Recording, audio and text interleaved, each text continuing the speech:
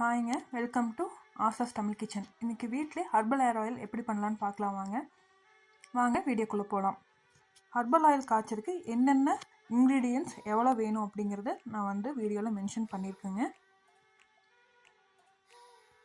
இப்போ தேவையான இன்க்ரீடியன்ட்ஸ் எல்லாம் நான் அரேஞ்ச் பண்ணி வச்சுருக்கேங்க. வாங்க எப்படி காய்ச்சலான்னு பார்க்கலாங்க. ஃபஸ்ட்டு செக்கில் ஆட்டின தேங்காய் எண்ணெய் 3 லிட்டர்ஸ் நான் எடுத்துருக்கேங்க. அடுத்தது 200 ml விளக்கெண்ணெய் எடுத்துருக்குங்க.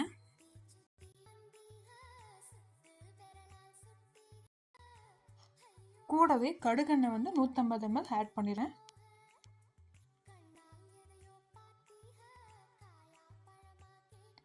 இப்போ நெல்லிக்காய் குட்டி குட்டியாக கட் பண்ணி வச்சுருக்கேங்க. நான் நெல்லிக்காய் சீக்கிரமாக வேகணும் அப்படிங்கிறதுக்காக எண்ணெயில் நான் ஃபஸ்ட்டு நெல்லிக்காயை ஆட் பண்ணியிருக்கேங்க. அடுத்தது கரிஞ்சீரகங்க. கரிஞ்சீரகம் 50 கிராம் ஆட் பண்ணியிருக்கேங்க. எள்ளு 50 கிராம் ஆட் பண்ணிக்கோங்க. அடுத்தது ஒரு 10லேருந்து 15 கிராம்பு ஆட் பண்ணிக்கோங்க. வெந்தயம் ஒரு 50லேருந்து 100 கிராம் ஆட் பண்ணிக்கோங்க. நான் கொஞ்சம் முருங்கை விதை எடுத்து நல்லா கொட்டி வச்சுருக்கேங்க. 50 கிராம் ஆட் பண்ணிக்கலாங்க. Dry rose petals 50 gram add பண்ணிக்கோங்க. அதுக்கு அடுத்தது கேஷவனி, அதையும் ட்ரை பண்ணி வச்சுருக்கேங்க. நம்ம வீட்டில் இருந்த செடியில் தான் நான் எடுத்து ட்ரை பண்ணி வச்சுருக்கேன். அடுத்து செம்பருத்தி பூ, அது ஒரு 50 கிராம் எடுத்துக்கலாங்க. அது நல்லா காஞ்ச செம்பருத்தி பூ தான் ஆட் பண்ணிகிட்ருக்கேன்.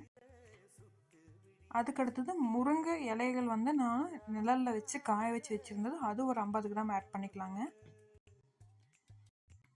வெம்பலைப்பட்டை, அது ஒரு 50 கிராம் ஆட் பண்ணிக்கலாங்க.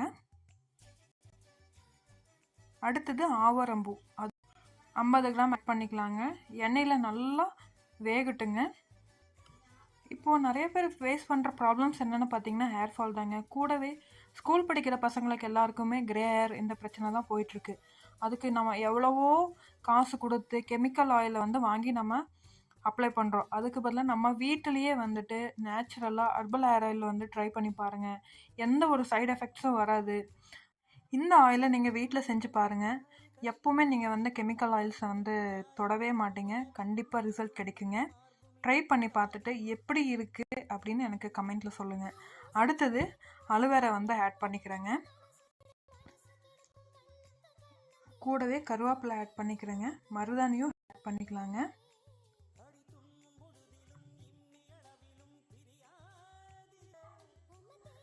கொஞ்சம் செம்பருத்தி இலை எடுத்துகிட்டு வந்திருக்கேங்க ஃப்ரெஷ்ஷாக, அதையும் போட்டுக்கலாம். ஃப்ரெஷ்ஷான கேசவர்தினி இலையை ஆட் பண்ணிக்கலாங்க. ஃப்ரெஷ்ஷான ரோஸ்மெரியும் ஆட் பண்ணிக்கலாங்க. அடுத்தது அருகம்புல். அருகம்புல்லும் நம்ம ஹேருக்கு ரொம்ப நல்லதுங்க. அதனால அருகம்புல் கூட துளசியும் கொஞ்சம் ஆட் பண்ணிக்கலாங்க. ஆட் பண்ணி இது ஆயிலில் நல்லாவே ஃப்ரை ஆகணும். நம்ம கையில் தொட்டால் அப்படியே பொடிஞ்சு விழுந்துடணுங்க. அந்தளவுக்கு ஃப்ரை ஆகட்டும். அதுக்கு அடுத்தது வெட்டிவேர் ஆட் பண்ணிக்கலாம். வெட்டிவேர் ஆட் பண்ணதுக்கு அப்புறம் 1 மணி நேரம் இது அப்படியே இந்த ஆயிலையே காய்ச்சி எடுங்க. நல்லா காய்ச்சி எடுத்திங்கன்னா நம்ம 3 லிட்டர் தேங்காய் எண்ணெய் ஆட் பண்ணியிருக்குங்க. அது 1.5 லிட்டர் அளவுக்கு மாறும். அந்த அளவுக்கு நம்ம இந்த ஆயிலை அப்படியே காய்ச்சணும். இப்போ பார்த்தீங்கன்னாவே தெரியுங்க எந்த அளவுக்கு நம்ம போட்ட இன்க்ரீடியன்ஸ் எல்லாம் பொரிஞ்சு வந்திருக்குன்னு. இந்த டைமில் நம்ம அடுப்பை அணைச்சிடலாங்க. அணைச்சிட்டு இதுக்கு அடுத்து நம்ம 3 ஹவர்ஸ் இந்த இன்க்ரீடியன்ஸ் எல்லாம் அதுலேயே ஊறுறதுக்கு நம்ம வச்சிடறோம். இது நீங்கள் அப்படியும் வைக்கலாம், 3 ஹவர்ஸ் வரைக்கும் வைக்கலாம். இல்லைன்னா அடுத்த நாள் வரைக்கும் அதை ஊறுறதுக்கு அப்படியே விட்டுருங்க. அது இன்னும் நல்லா ரிசல்ட் தரும்.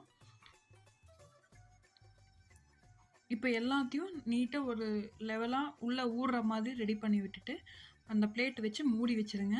நான் ஒரு 3 ஹவர்ஸ் கழித்து அது வடிகட்டி ஆயில் எப்படி இருக்குன்னு நான் உங்களுக்கு காட்டுறேங்க.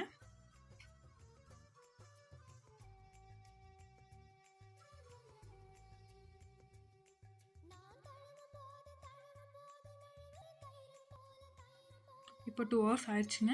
ஃபஸ்ட்டு இதையை தனியாக நான் வடிகட்டி எடுக்க போகிறேங்க.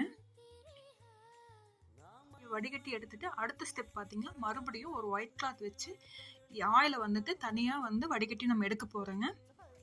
இந்த வடிகட்டி எடுத்த ஆயிலை ஒரு 3 டேஸ்க்கு நீங்கள் வெயிலில் வச்சு வச்சு எடுத்தீங்கன்னா 1 இயர்க்கு இந்த ஆயில் வச்சாலும் சுத்தமாக கெட்டு போகாதுங்க. நல்லாவே இருக்கும். நான் ஆல்ரெடி யூஸ் பண்ணியிருக்கேன். அதனால தான் நான் தைரியமாக சொல்லிகிட்ருக்கேன். இந்த ஹேர் ஆயிலை உங்கள் வீட்டில் ட்ரை பண்ணி பாருங்கள். ட்ரை பண்ணி யூஸ் பண்ணி பார்த்துட்டு ரிசல்ட் எப்படி இருக்குன்னு கமெண்ட்டில் சொல்லுங்கள். இந்த வீடியோ உங்களுக்கு பிடிச்சிருந்தா லைக் பண்ணுங்கள், ஷேர் பண்ணுங்கள், சப்ஸ்கிரைப் பண்ணுங்கள். உங்கள் ஃபேமிலி அண்ட் ஃப்ரெண்ட்ஸ்க்கு இந்த ரெமெடியை ஷேர் பண்ணுங்கள். உங்களோட சப்போர்ட் தாங்க எங்களோட மோட்டிவேஷன். அடுத்தடுத்த வீடியோவில் புது புது ரெமெடியோடு வர்றேங்க. அடுத்த வீடியோவில் சந்திக்கலாங்க. தேங்க்யூ ஃபார் வாட்சிங். Bye bye.